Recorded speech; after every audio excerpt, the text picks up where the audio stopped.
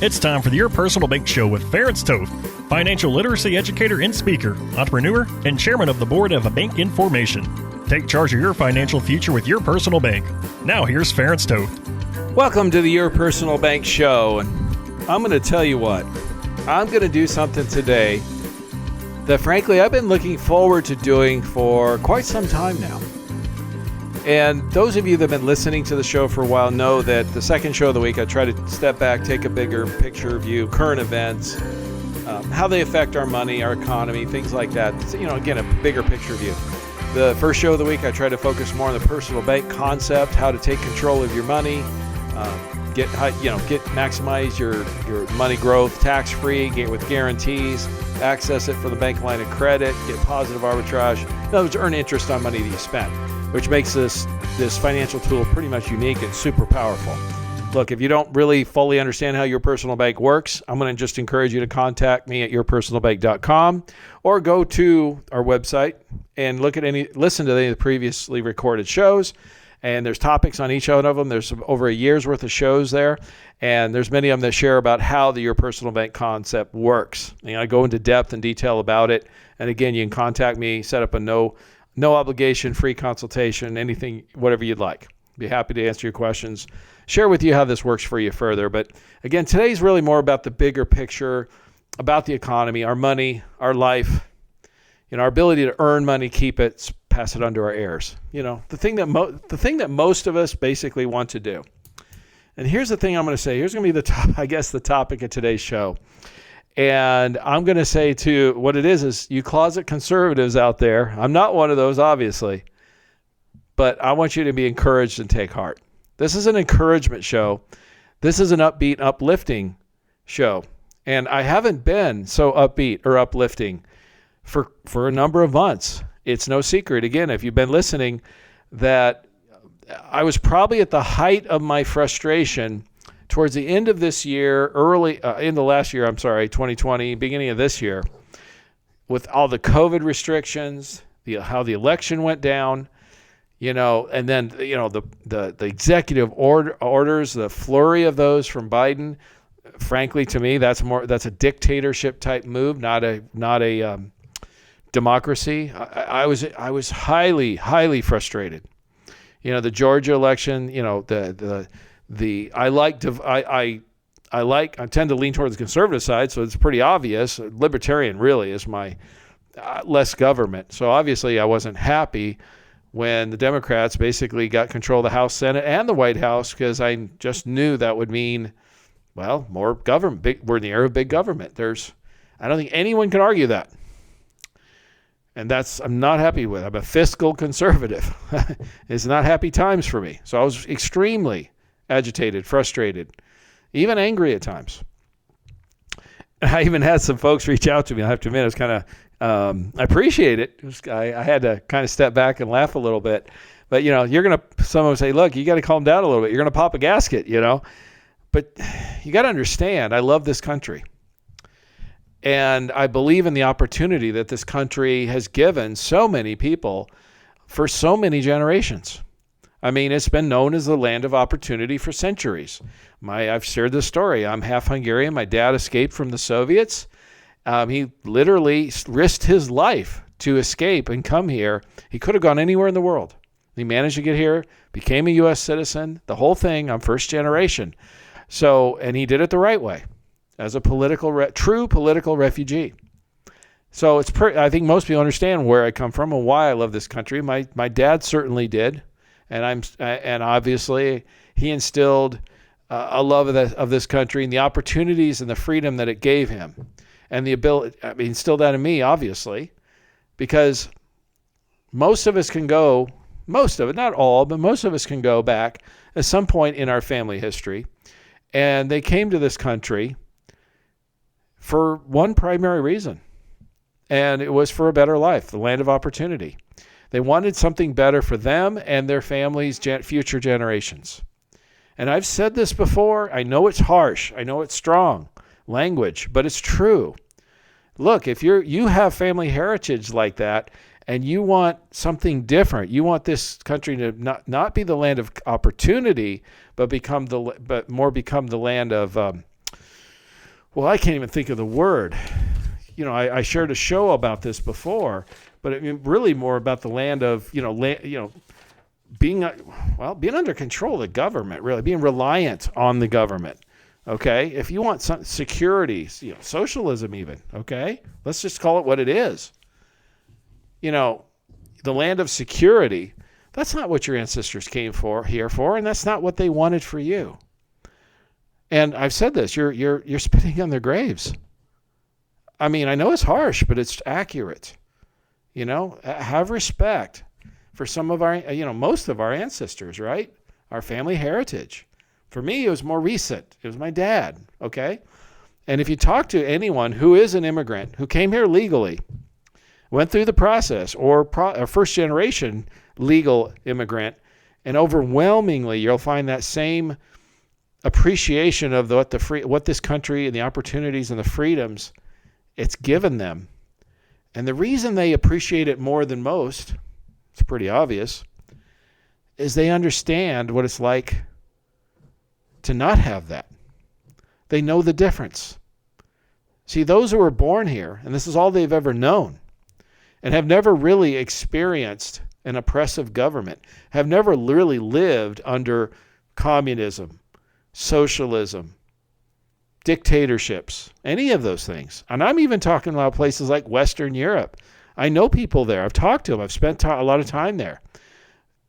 In many ways, those socialist Western European governments are very oppressive. And I mean by that, where they take roughly half your income to pay for basically health care and education. Frankly, that's about it. They keep the rest. My point is, it discourages your ability to, again, earn, grow your money, and pass it on. It really discourages and makes it challenging to move ahead in the world, accomplish anything, do something better. It's a simple economic fact that the United States has the highest standard of living in the world, including Western European countries. The average citizen in Western Europe has nowhere near the lifestyle that we have. They don't live in anywhere near as nice a home as we do, or drive anywhere near close to as nice as cars we do. Nor do they make as much as we do, or keep as much, because so much of it is taken. Yes, they have free health care. Yes, they have free education. But the cost that they pay for it is so much higher than what we as Americans pay. And I'm talking about tax-paying, hardworking Americans. There's no comparison. Okay? There's just none. So I guess I kind of got off on a tangent there a bit. I want this to be uplifting and encouraging. Here's why. So let's get there. My frustration, obviously, was starting to come out a little bit, but what I want you to understand is I'm getting more and more enthused, more and more encouraged, and more upbeat about the direction our country is going. And here's why. Folks, you cannot convince me. There is nothing you can say or do that can convince me that the majority of Americans want what our current party in power, the progressives, the far left, whatever it is you want to call them, what they want. The vision that our elites have for our country and what they want is the type of country we want to live in. You cannot convince me the majority of Americans want that. What I am convinced of is that we have a very loud and vocal minority that is pushing this censorship culture and pushing all these progressive ideas and pushing these tax increases and more big government and government solutions to everything and the spending, tremendous levels of government spending and all these other things that, frankly, if you pull back the veil and just look at it for a minute and think about why are they pushing for all these things? Folks, when you're dealing with an overwhelmingly large government, powerful government, and again, socialistic, dictatorship type, communist type governments, big governments, throughout human history, all regimes, all time frames, those types of oppressive governments, overbearing governments, benefit the elites, benefit a few small minority elites tremendously. And the vast majority of people, I'm talking 90, 95% plus, suffer the consequences. Here's the ironic part. Many of those people that are today calling for things like defunding the police and raising the taxes and free education and big government bailouts and everything else, if the things that they're calling for actually happen, they will suffer along with the rest of us because they don't have the right connections. They're not working in the White House right now. They're not in the House or Senate or some other place of very high connections, if you know what I'm trying to say. Okay? Unless you're in those kind of maybe Harvard elite or big business elite, executive, C-suite executive, and some of these, well, frankly, liberal big business corporations or higher levels of government, they don't have the connections to benefit from that type of government. They don't even realize it. Yeah, they'll get some crumbs. They'll get a few things. But the rest, the most advantage will go to the elites. That's how it's always been. In fact, that's why one of the reasons why history has been dumbed down. People they don't want people to learn history, because if they learned the history of what happens, they would realize that's exactly what happens every single time. The good news is we're starting to see increasingly resistance. People standing up and saying, no, that's enough. In other words, they're pushing so hard, so fast. They're not acting like winners. They're not acting like they won the last election. They're acting like their days are numbered. And frankly, my opinion is, as we continue to go forward, the midterm elections are going to be when their days are numbered. They got about a year and a half to do what they want to do and try to accomplish as much as they can, because I think they know, and I'm hearing some more and more things about it, that frankly their days are numbered. The reason is real simple. I'm going to talk about that in the next segment, so I don't want you to miss it. But the reality is, because they're pushing so hard, again, this is human nature. The pendulum of human events tends to swing overcompensate one way, and then it swings back and overcompensates the other. That's just basically the way it has always been. We swing one side and then we swing to the other, and frankly, it goes a little too far for the majority, both directions. Okay? Stay tuned in the next segment. I'm talking about some of the specific reasons why, if you are one of those closet conservatives and you love freedom of speech and all the opportunity this country gives you, take heart. Stay tuned. For more information on Your Personal Bank, feel free to contact Ference at yourpersonalbank.com.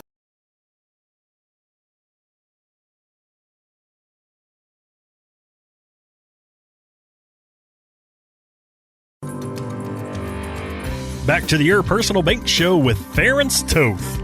Welcome back to the Your Personal Bank Show. I'm going to tell you, if you are a freedom-loving American, if you appreciate the opportunities that this country gives you and your family and the future generations, I'm going to give you reasons to be encouraged.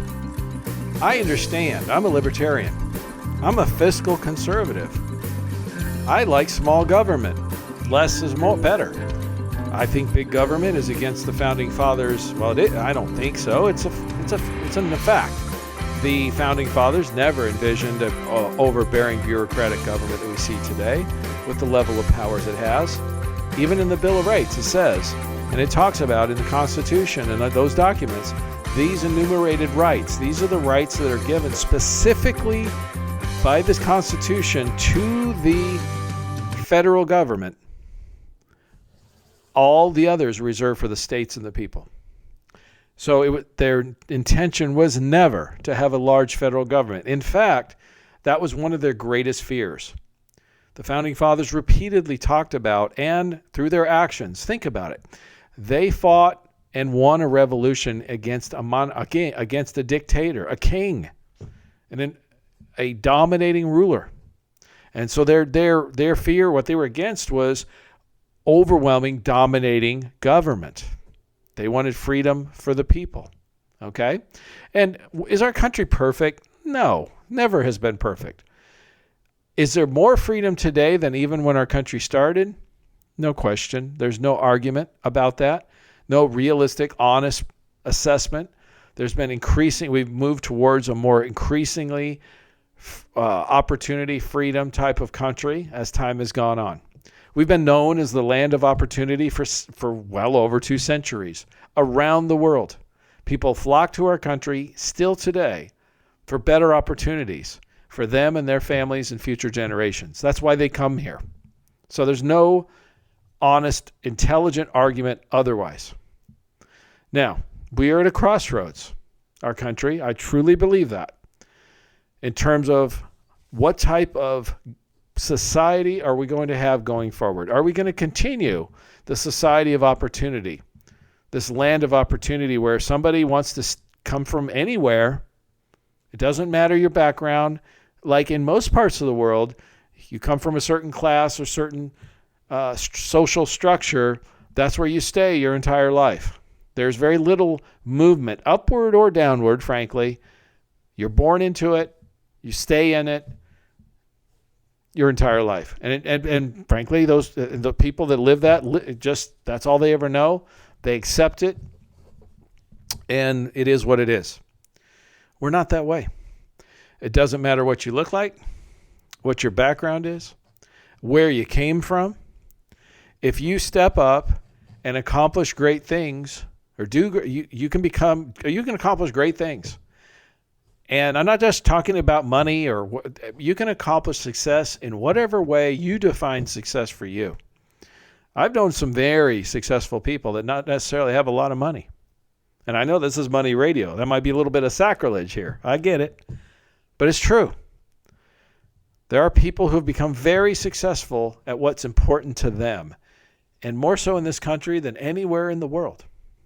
Because, well, frankly, sometimes the sky's the limit and the opportunities are so vast. I remember when I was young, I had a hard, difficult time determining what I really wanted to do. And I kind of wandered around and tried this and tried that for quite a few years. And it wasn't until my early 30s, frankly, that I finally settled onto what I was actually really wanted to do with my life and to move forward and succeed and all this. Not that I wasn't successful at things I tried before that, but to do something that was really fulfilling to me. This country gives you that opportunity and rewards you for it. Is it hard work? Yes. Does it require diligence? Absolutely. But the opportunity is there. And we have people that are fighting for that. We have people that are trying to take it away or reduce it by increasing the burdens on us, increasing taxes, more regulation, more control over our lives. But you know what? We have people that are fighting back. And some of the biggest areas we have that are encouraging is we have a number of state governors, legislatures, things like that are starting to really step up and protect the rights of citizens of their states from an overbearing federal government or from threats to their freedoms that the federal government refuses to step in and do anything about. Perfect example, many people have been watching what's been going on in Florida, for example. You know, Governor DeSantis is the kind of guy he's kind of the guy I like. He talks some, but he does more. That's the kind of person we need to be in charge. I don't know if he's the perfect politician. I mean, I've said this all along. I don't really like many politicians, very few.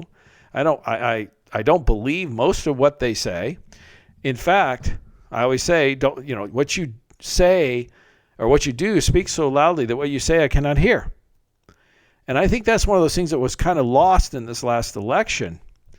In fact, here's why I'm getting so encouraged. Biden has moved so far to the left so rapidly that many people that did vote for him, I would say a lot of people, there were independents, moderate Democrats even, people sort of in the middle of the spectrum who voted for Biden because they felt like he was the more decent person.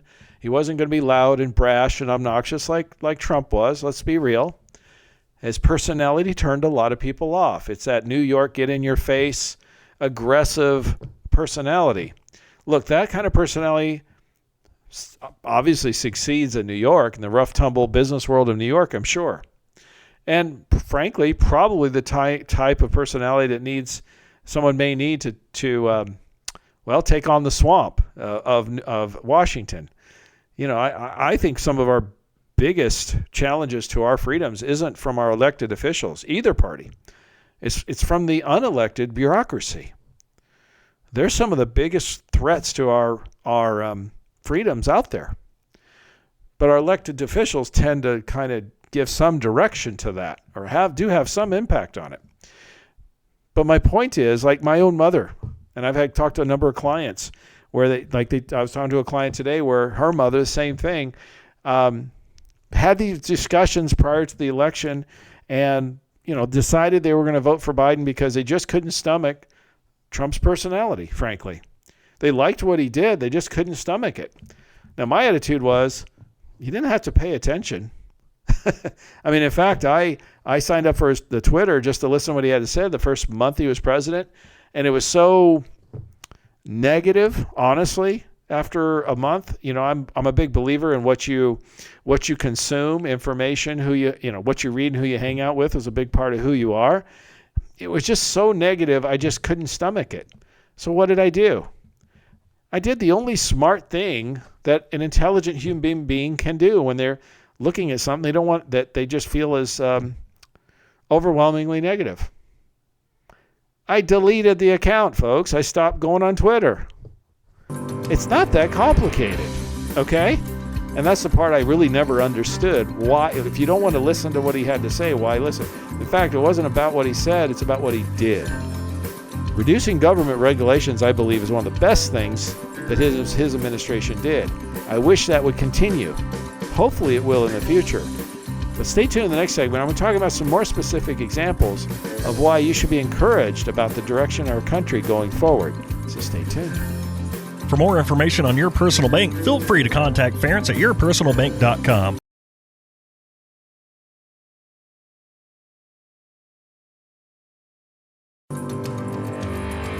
Back to the Your Personal Bank Show with Ference Toth. Welcome back to the Your Personal Bank Show, and I just want you all to know that if you love freedom, you love the freedoms and opportunities that this country offers to you, take heart. Be encouraged. Yes, a lot of those freedoms recently have been under a tremendous attack, unlike what, frankly, probably any of us have experienced in our lifetime. Certainly I know mine. But take heart. The folks who want control, who want to take over and have more control over our lives, and frankly, that's primarily your progressives, Democratic leaders, bureaucratic leaders, government people, those kinds of folks are primarily the ones that want more control over our lives. Well, take heart. I want you to understand something. You are in the majority. We are in the majority. They always say the silent majority. Well, guess what? The silent majority is starting to be not so silent. In fact, the vast majority, you cannot convince me that we're not in the majority, because I talk to people all day, every day. And yes, a lot of the people I talk about want to improve their lives, do something better, but we're still in the majority. Okay, that's what I want you to understand. And you cannot convince me that the majority of people want something dramatically different for this country than they wanted a year or so ago. We have a very loud minority right now who happen to have the reins of power. But this is temporary, and I can tell you the actions, I always say, actions speak so loudly that what you say I cannot hear. Their actions are speaking, they are pushing for more government spending, government solutions, dramatic, aggressive, fast, amazingly so.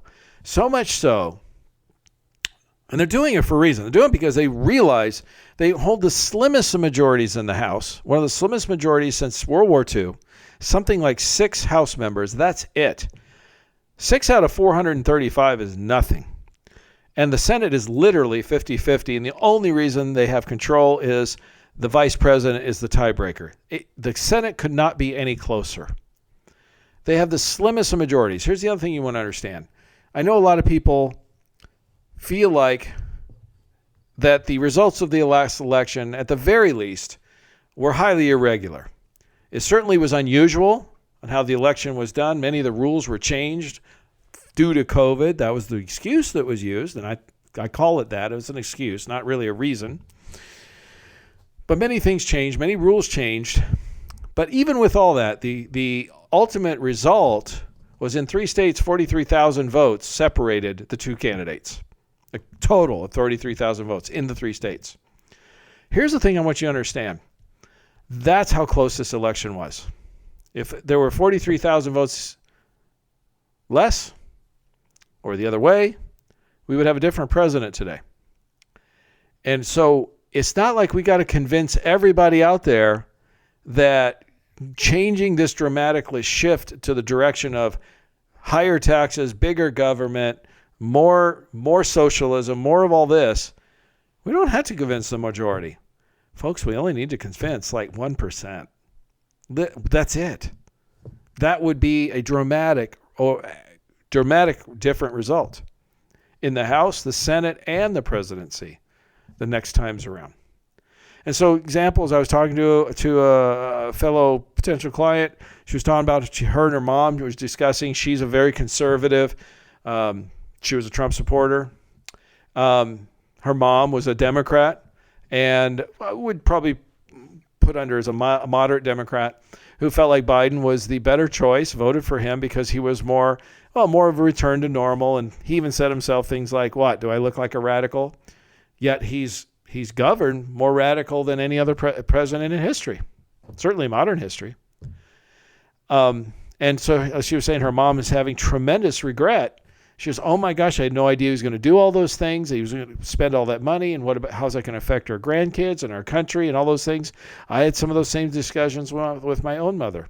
It's the same kind of thing. I think there's a tremendous number of people who did vote for Biden that are now having buyer's remorse.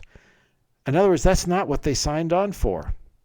He ran on and basically gave the illusion that he was the most moderate option on the Democratic ticket. Why he won the nomination. Yet, a huge bait and switch has happened.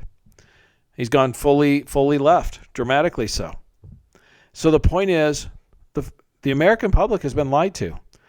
A bait and switch, a big lie has happened. That's the big lie. That's the one that people really need to understand. That's the true big lie that's occurred to us. And people don't like to be lied to. They don't like to be taken advantage of. So there's going to be repercussions for this in a big way, big ways. I'm going to share with some more of those and how it affects your money in the last segment. So I'm going to really encourage you to stay tuned and don't miss this, because this is going to make a difference on how we do for us, our money, our families going forward. So stay tuned.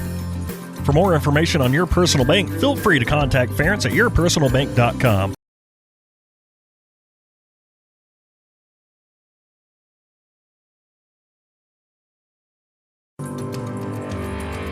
Back to the Your Personal Bank Show with Ference Toth. Welcome back to Your Personal Bank Show. We're going to wrap this up here.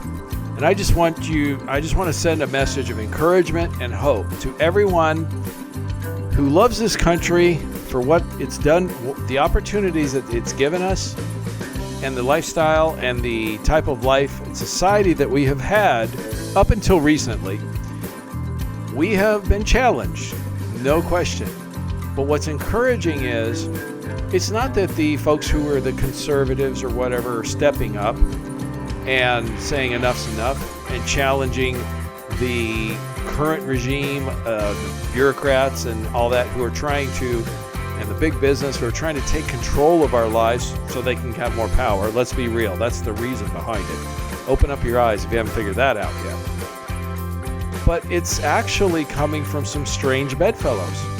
It's coming from folks that you would not normally consider conservative, classical liberals, and just folks, moderate Democrats.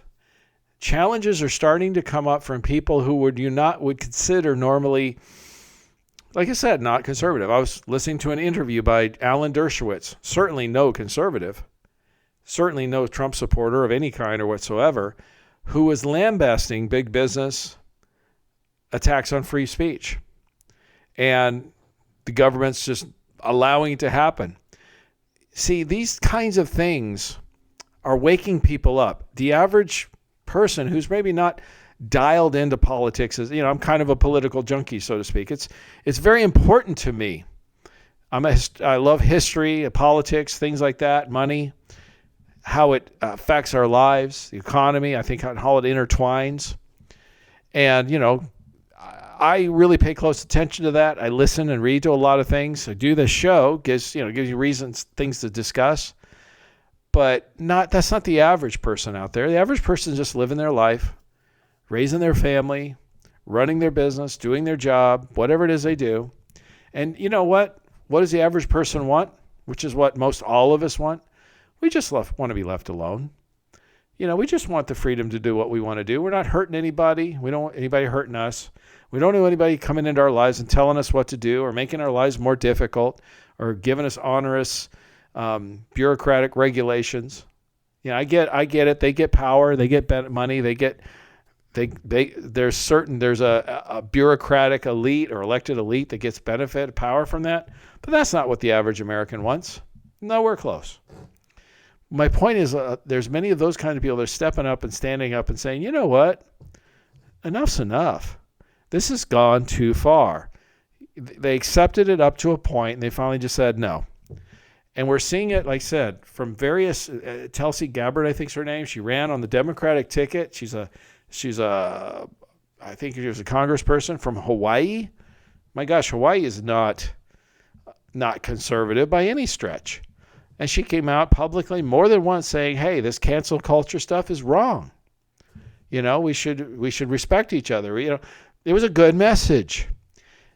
The change is going to happen from those folks, in addition, basically joining the ranks, so to speak, because they love freedom too. In fact, we have much more. If you're a conservative, you're a libertarian, you like small government like myself, things like that, we actually have more in common with those moderate Democrats than we do with the elected or bureaucratic leaders or the progressives, frankly, for that matter. Folks, they're in the minority. It's a dramatic minority, and that's that's the big secret. It's kind of like the emperor who had no clothes, right?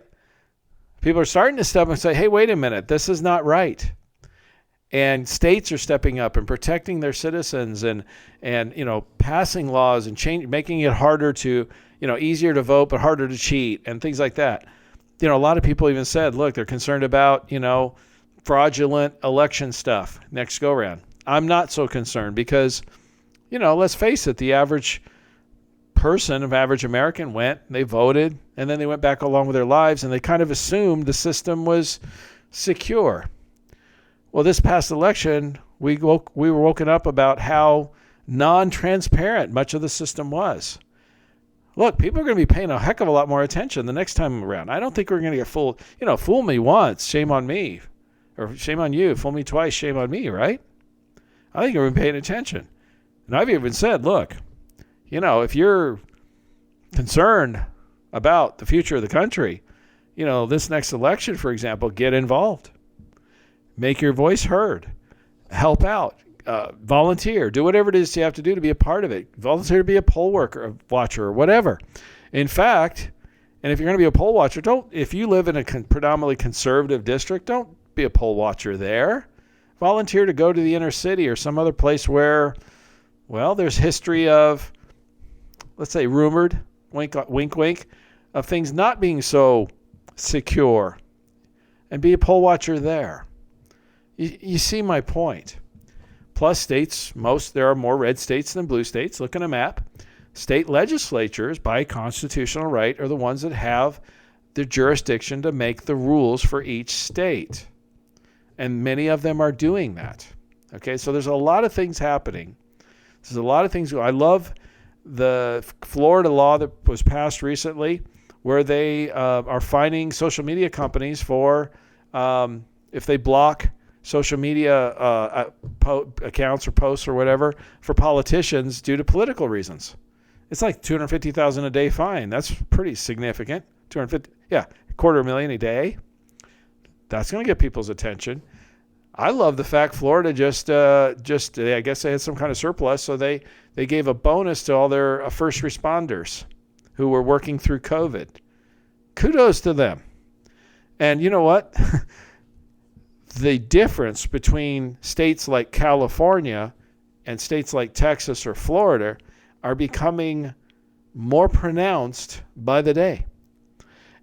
You know, many of the red state governors are now saying, hey, look, we would love, if you're a police officer, we'd love to have you come.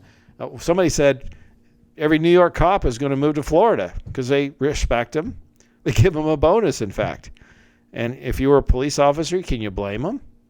Why would you want to be a police officer in a blue state right now, for example? You're not encouraged or supported by the people or your state. So either things are going to change or they're going to continue to go downhill to the point where, in essence, there'll be some kind of uprising. I don't know if it'll be violent or not. I'm not encouraging anything like that. But there's going to be a rejection of the way that things have been. And in many of those places, like California, like New York, have been dominated by the Democrats for decades, literally. You know, when things get bad enough, people eventually step up and say, you know what, enough's enough. So my point is, I believe, I'm encouraged that our system is working. It's working like it was intentionally, the Founding Fathers intended.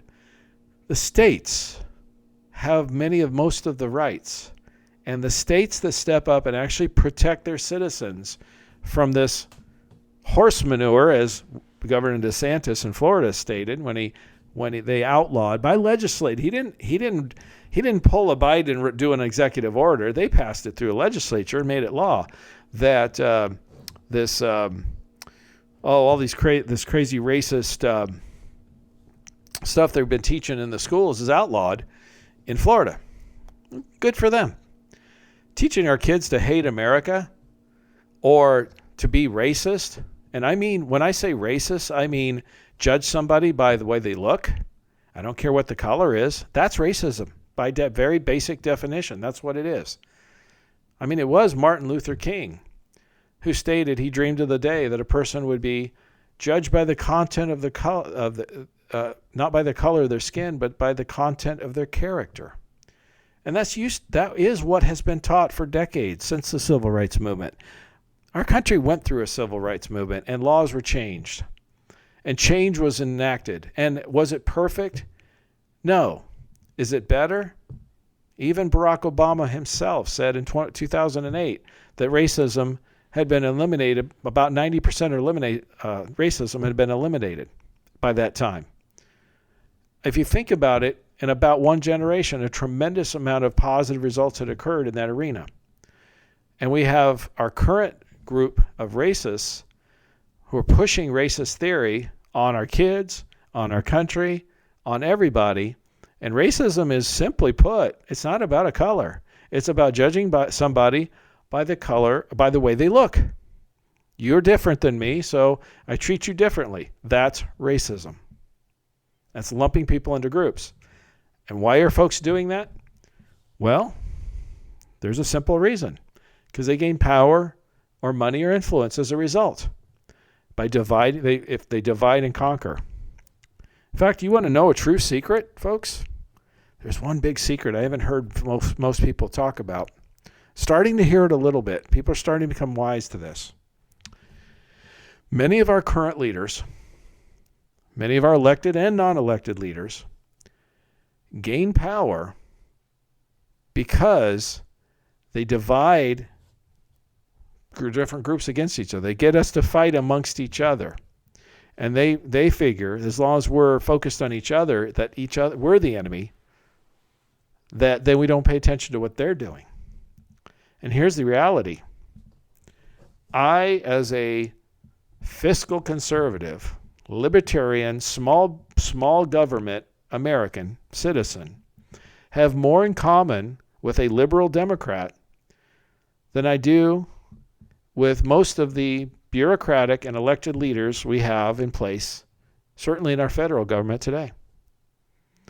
And once a majority of the people, the American people, come to that realization that we have more in common with each other than we do with them, that they basically just want power over us, collectively, all of us, and we turn our focus on them, and that is happening. That is happening as we speak. Then they're in trouble. That's where the emperor's clothes, somebody yells out, the kid yells out, the emperor has no clothes. The charade is over. And like I said earlier in the show, we don't have to convince everybody. This past election was extraordinarily close. The House and Senate are razor-thin majorities. They're extraordinarily close. People are moving out of blue states by the droves. The Census Bureau showed that. The red states gained more House seats than they lost, than the blue states lost. There's a shift. And all it takes, I say this all the time, and it's sad in our country, but true. Literally, an elephant could run against a donkey. Those are the symbols of the two parties. And about 40% would vote for the elephant, and about 40% would vote for the donkey. And it's the 20% in the middle that makes the difference. Those are made up of your moderate Democrats, your moderate Republicans, your independents, those kinds of folks. And the vast majority of them did not sign up for radical, dramatic change. In fact, they voted for what was sold to them was a return to normal. And what we're seeing right now is anything but normal. It's the most radical agenda, the most radical policies, the most radical government programs proposed, and some enacted in my lifetime. And those people don't appreciate it, like most of us. Folks, we're in the majority. And thankfully, every 2 years, we get to vote for what we believe is important. And I believe, again, all it takes is about a 1% swing. I think it's going to be a lot more than that. We're going to say no more to this. We want our country back. We want our freedom back. So contact me at yourpersonalbank.com for more information on how we can plan for your future, your retirement, your money, your life, and how we can navigate all this uncertainty we're going to be dealing with in the near future and build something to change your financial future for you, your family, and your business for the future. And like I said, as long as it's on our money, I'm going to say this, in God we trust. For more information on Your Personal Bank, feel free to contact Ference at yourpersonalbank.com. This show is designed to provide accurate and authoritative information. The presenter and guest on this program do not engage in legal, accounting, or tax advice. Professional advice regarding your situation should be sought if required. Products and riders may have limitations and may not be available in all states. Excessive unpaid loans may affect performance. Distributions may become taxable if not managed properly. Replacements may not be suitable for everyone. There may be charges when replacing coverage. Compare when considering a replacement. Dividend rates and baseline of credit rates may change. Contact yourpersonalbank.com for current rates.